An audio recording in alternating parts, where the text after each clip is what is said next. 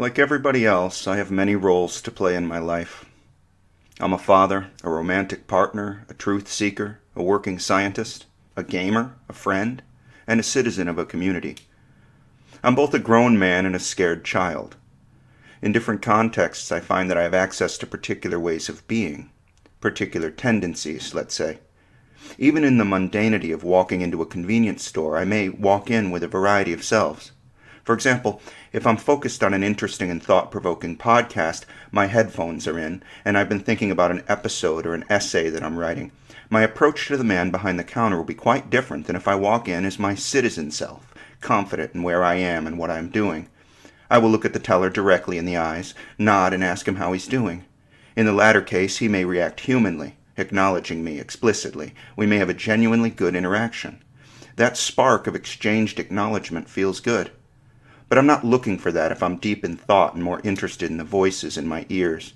The shared social context is the same, but my own psychological context is different. There's an episode of Seinfeld in which Elaine decides to become friends with George's girlfriend Susan. Elaine is looking for somebody to go to an event with, and Jerry suggests she call Susan. Right away, Kramer recognizes that this is going to be trouble. Worlds are going to collide. The premise is that independent George will be destroyed if relationship George enters his world. Talking to Jerry in his apartment, George says, "Right now, I have relationship George, but there is also independent George. That's the George you know, the George you grew up with. Movie George, coffee shop George, liar George, body George." Jerry says, "I love that George." "Me too," replies George, "and he's dying, Jerry. If relationship George walks through that door, he will kill independent George." At times I feel amusing and smart. I have free access to a sense of wit and humor. I'm keyed into the friendly and smooth social world. I like being that person. The things I say, as that self, are clear and intelligent, incisive even. But other times I don't know how to be funny or interesting. I feel like a complete nothing. I'm anxious and self-conscious. I'm moody and I don't feel understood or understandable. I want to hide, to not be noticed. I don't like being that person. When a person comes out of a state of depression, he or she might say something like, "I feel like myself again." That's an interesting statement, isn't it? But we can all relate. Feeling like oneself, it seems to me, is feeling like one's favored self, the one we like to inhabit, the one that feels comfortable and competent, the one that handles his business and makes friends easily, the one that has fun.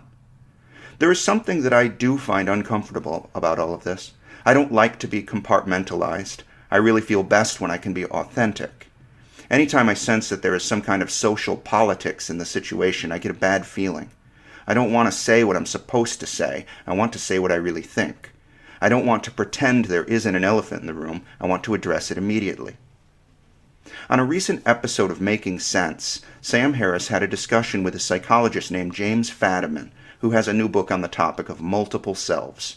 Fadiman is famous for his work with psychedelic drugs, including the idea of microdosing. In their discussion, he says, quote, "The fact that there is something called multiple personality disorder, just linguistically, one would assume there is something called multiple personality order. And there is. It's called association, or cohesion, or integration. And it is taking the different threads of yourself and finding what's the best self to be in at any given moment. The goal is to have the different parts of you, which have different capacities, operate in the right ways." Unquote.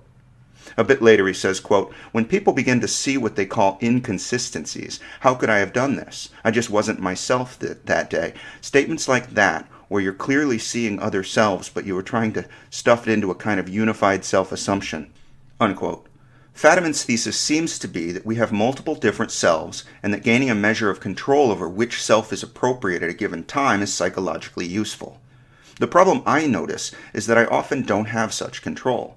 If I find myself embodied in a mood of defensiveness and insecurity, anxiety and a feeling of out-of-placeness, I don't know how to reset or to switch into a more appropriate mode. Probably contextual cues in the situation are triggering a fear response. Cortisol and other stress hormones are acting in my system for reasons that are quite unconscious to me. My amygdala is active. I can't be afraid and self-confident at the same time, and I have no means to shut down these physiological systems. I previously made a distinction between two meanings of the word self.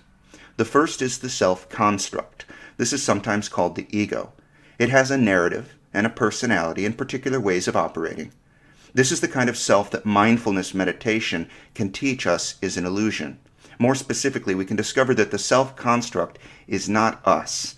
We exist prior to it as the second meaning of self. The second meaning of self, the one which I have declared undeniable, is the self as point of view.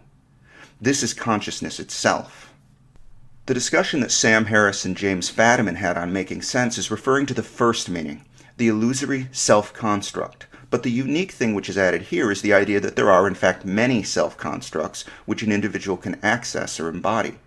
Independent George and relationship George are separate selves in this sense. Obviously, the point of view is continuous across these Georges.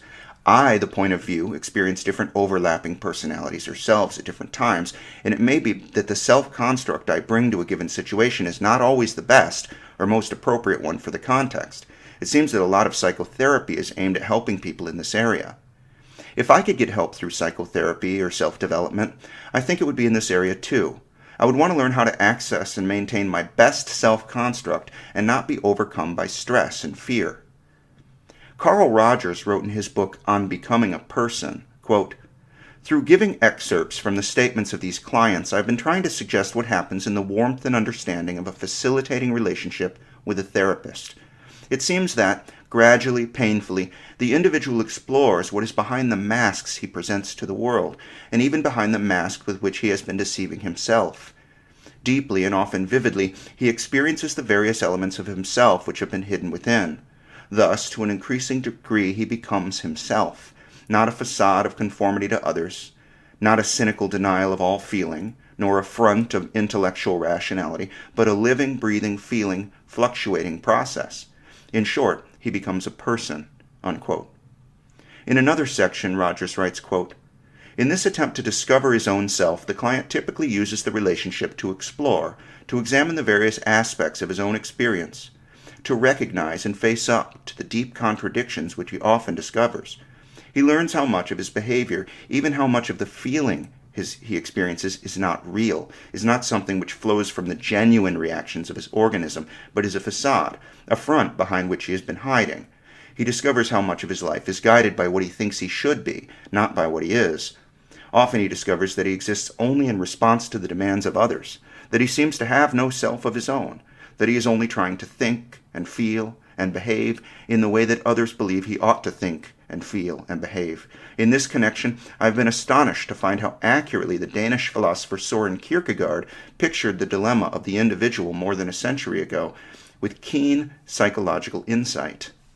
He points out that the most common despair is to be in despair at not choosing or willing to be oneself, but that the deepest form of despair is to choose to be other than himself," unquote. Carl Rogers has thus characterized some of these self-constructs as masks, which stand in the way of authenticity and self-actualization. I can definitely relate to this. For me, any sense in which I am called upon to wear a certain mask causes me to feel uncomfortable and insecure. Whenever the social context indicates to me that we are not wearing masks, that we are free to express ourselves as we are, that relaxes me and brings out a better version of me. This suggests to me that under certain kinds of stress, I put on a mask to protect myself. The mask is a kind of armor of defensiveness and moodiness. But I'm pretty sure that that state of being never makes things better. It doesn't make me feel protected, it makes me feel weak. Shit, this essay's turning into a therapy session. Undoubtedly, I have a number of selves or self-modes, just as James Fadiman discusses. But not all of them are pathological. It seems like many masks or personality modes are necessary trade-offs. If we want to live in a functioning society, we have to follow some rules of conduct. It would be unreasonable to suggest that we should really be our one and only authentic self at all times, especially if what is authentic is selfish and impulsive. We have to master ourselves, and our whims too. To the extent that society is not positioned to make the best of us, we have to make the best of ourselves, and personally I prefer that. I want to be free, but freedom requires responsibility. That's a trade-off that we all live with in a free society. So some masks are necessary and useful. We literally move through the environment wearing clothes to conceal our bodies. Are these not masks? We act like professionals when we are in professional environments. We act charming in romantic situations. We act like capable authorities when we are parenting or mentoring young people. I think these masks are only truly inauthentic when we are acting against how we really feel or want to act. For example, when I am in a professional setting and feeling socially at ease, competent in my knowledge and expertise, I really feel like an honest professional. If I were on a date, I would feel guilty and gross if I pretended to be interested in what the woman across from me were saying, if I laughed falsely at her jokes, or if I said things I did not believe in order to make an impression. All of that feels like politics, and it makes me queasy to think about it. If I feel myself shut in and self-conscious, dull and unfunny, then the date must not be going well. If I feel free to be myself, and she does too, then it's a good date. The irony is that wanting to be my best self might cause me stress and thereby trigger me into being my worst. It's like trying too hard to fall asleep at night. Nothing triggers insomnia quite so well as desperately needing to sleep. Let's consider what it would mean to have many selves, as Fadiman suggests. As I pointed out earlier, we are speaking here of self as a construct. The self-construct of the moment will be a program that the brain is running that fits the context. It doesn't make sense to run the golf or tennis program when the moment calls for persuasive oratory or good-natured comedy. So I feel like a father in parenting contexts, and I feel like a competitor in a gaming context. Nevertheless, these cannot really be such distinct selves. There are personality features that will be in common across all contexts in which I find myself, at least I think there will be. If I am a character in D&D, then these might reflect my ability scores. They don't change, but are applied differently in various situations. I really do feel quite different when I am frustrated versus relaxed, having fun versus stressed out. These emotional valences put a kind of topspin on my personality. Ideally, as Fadiman was saying to Sam Harris, these modes will be suited well to the context I'm in. When they do, I think we feel like ourselves. When we do things that we didn't know we were capable of, for better or for worse, we must feel a sense of being overcome or possessed by something. Ultimately, we, the conscious minds of people, are like what we are like based on events happening in the brain. Included in that is the access to memory. I may feel quite different at times, but my narrative is always plugged into the same hard drive. This is one reason why I wonder how confident you and I should be that we have ever existed before this day. If consciousness were conjured anew every morning by human brains, we conscious minds would be none the wiser because we would be jacked into the same memory systems. So we would believe ourselves to be and to have always been the people we find ourselves being. This idea is broached in the following exchange on psychedelic drug experiences between Sam Harris and James Fadiman. Harris says, quote, "Based on my own experience, it's often felt to me that not taking enough of a psychedelic is as much a risk factor in determining having a bad trip. Not taking enough, not achieving, escape velocity of some kind, can doom you to an unpleasant experience as much as taking too much, if taking too much is in fact a liability. I've had trips where it has felt like I took just enough to have my ordinary mental reality good and scrambled, or I took just enough to be given an unusual mental energy with which to fixate on my own psychological problems, but not given enough to fly clear of them for any span of time. So the net result was there was something considerably more than a microdose that potentiated my capacity for unhappiness. And I believe I've noticed this from both sides because I've had trips where I've gone very far out, well beyond any personal reference point to my life and my psychology, and then it's only upon re-entry, as I'm coming down, that you begin to punch into the atmosphere of the familiar and begin thinking about your life. It's at that strata of the mind that there's a new capacity for chaos and complication and neurosis," unquote. I can relate. This is what happened to me when I took psilocybin. I was clinging desperately to hold on to myself in a torrent of chaos and suffering. I wanted frantically to establish a coherent identity. I wanted my self-construct back. It never occurred to me that my dose might not have been high enough. I'm really not brave enough to find out. A short time later in their conversation, Fadiman says, quote, "Look at that particular event that happens in a high dose. You have found that you are immortal, or that you are one with whatever your particular religious tradition says is the highest, or you have gone past that into feeling that everything is interconnected and it's all the same stuff. And then you come down and you find that there you are, a kind of middle-aged physician in a difficult marriage, and one of your kids has some kind of illness, and you have economic problems, and you love kite surfing. That person can go right into the heart of their issues coming down more than they could coming up," unquote. A bit later, Fadiman says, quote, "As one comes down, but one is coming down aware that one is more than one's identity.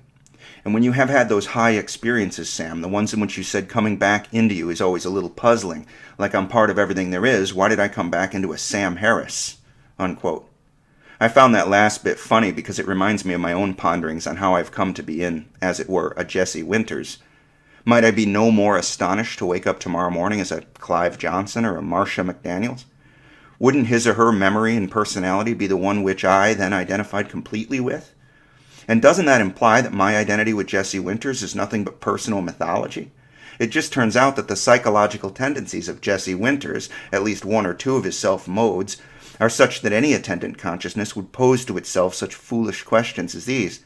Dear listener, if you woke up a Jesse Winters, you too would find yourself as perplexed by these considerations, and in all likelihood be just as at home in a Jesse Winters as you are in whoever you find yourself being right now.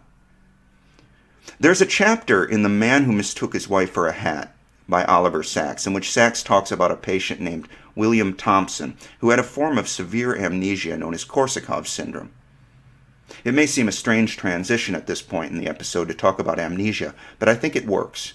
We can examine the self-construct from another direction. Sacks wrote, quote, "He remembered nothing for more than a few seconds. He was continually disoriented. Abysses of amnesia continually opened beneath him, but he would bridge them nimbly by fluent confabulations and fictions of all kinds.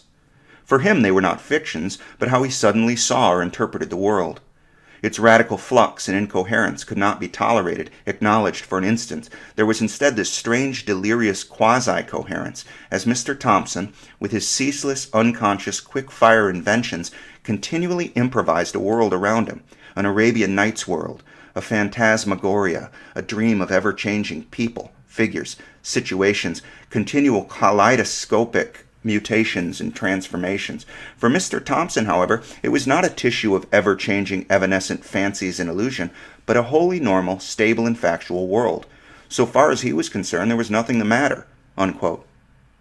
Looked at from the outside, Mr. Thompson seems to be changing selves all the time in direct response to his immediate interpretation of the context. The problem is, the context is totally unstable, and he doesn't know this because he has no memory of a few moments before. Here's an example. Sacks writes, quote, "What'll it be today?" he says, rubbing his hands. "Half a pound of Virginia? A nice piece of Nova?" Evidently, he saw me as a customer. He would often pick up the phone on the ward and say, "Thompson's Delicatessen." "Oh, good morning, Mr. Thompson," I exclaim. "And who do you think I am?" "Good heavens, the light's bad. I took you for a customer. As if it isn't my old friend Tom Pitkins. Me and Tom," he whispers in an aside to the nurse, "was always going to races together." "Mr. Thompson, you are mistaken again." "So I am," he rejoins, not put out for a moment. "Why would you be wearing a white coat if you were Tom? You're Jaime, the kosher butcher next door. No bloodstains on your coat, though. Business bad today? You'll look like a slaughterhouse by the end of the week." Unquote. These misidentifications occur in the context of interacting with another person. But imagine what it would be like when Mr. Thompson is alone. Who does he think he is, and where? Every moment his interpretation might be shifting. Sacks writes, quote, "On one occasion, Mr. Thompson went for a trip, identifying himself at the front desk as the Reverend William Thompson, ordering a taxi and taking off for the day. The taxi driver, whom we later spoke to, said he had never had so fascinating a passenger, for Mr. Thompson told him one story after another, amazing personal stories full of fantastic adventures. He seems to have been everywhere, done everything, met everyone. I could hardly believe so much was possible in a single life," he said. "It is not exactly a single life," we answered. "It is all very curious. A matter of identity." Unquote. A bit later, Sacks writes this, quote, "To be ourselves, we must have ourselves. Possess, if need be, repossess our life stories. We must recollect ourselves, recollect the inner drama, the narrative of ourselves. A man needs such a narrative, a continuous inner narrative to maintain his identity, his self. This narrative need perhaps is the clue to Mr. Thompson's desperate telltaling, his verbosity. Deprived of continuity, of a quiet, continuous inner narrative, he is driven to a sort of narrational frenzy, hence his ceaseless tales, his confabulations, his mythomania. Unable to maintain a genuine narrative or continuity, unable to maintain a genuine inner world, he is driven to the proliferation of pseudo-narratives in a pseudo-continuity, pseudo-worlds peopled by pseudo-people, phantoms. What is it like for Mr. Thompson? Superficially, he comes over as an ebullient comic. People say he's a riot. And there is much that is farcical in such a situation, which might form the basis of a comic novel. It is comic, but not just comic. It is terrible as well. For here is a man who in some sense is desperate, in a frenzy. The world keeps disappearing, losing meaning, vanishing, and he must seek meaning. Make meaning in a desperate way, continually inventing, throwing bridges of meaning over abysses of meaninglessness, the chaos that yawns continually beneath him." Unquote. We have seen that the human brain can produce more than one self-construct. We have seen that high-dose psychedelic experiences can bring us out of these self-constructs. In Sam Harris's words, we can fly clear of them for a while. And we can re-enter a self-construct, a particular identity upon coming back down from the trip. We can wear them as masks to deceive others or deceive ourselves.